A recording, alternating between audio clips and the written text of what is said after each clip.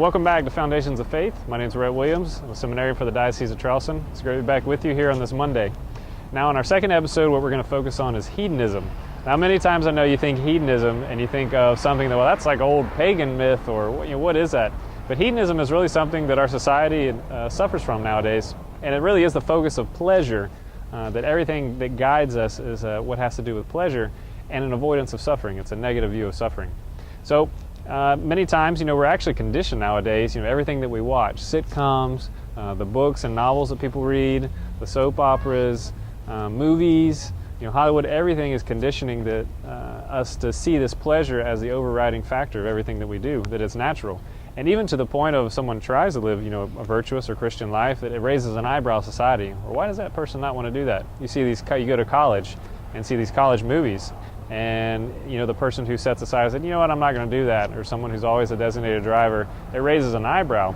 And it's really a fight that we have nowadays, that we're not going to let pleasure run our lives, that moderation and temperance, these are virtues that as Christians we attain to and something that we focus on. Now, the same mentality that the world is pushing on us, this idea of pleasure being the overriding factor in all of our decisions, makes it difficult to make the good decisions based on virtue and values.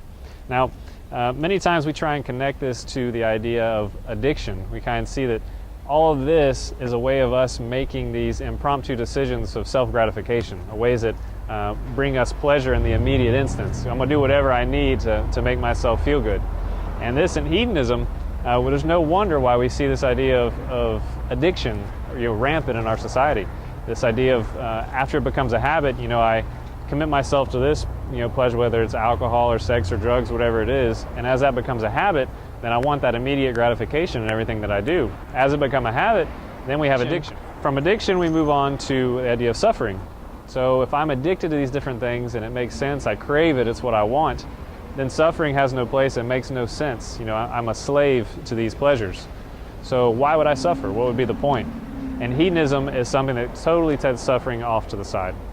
So in our lives, what we try and do is live the temperate, live the moderate lives, avoid this hedonistic view that we hear about, the society pushes on us.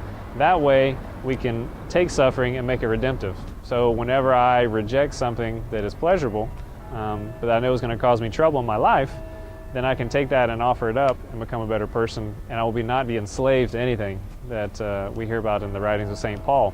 Do not become a slave to those sins.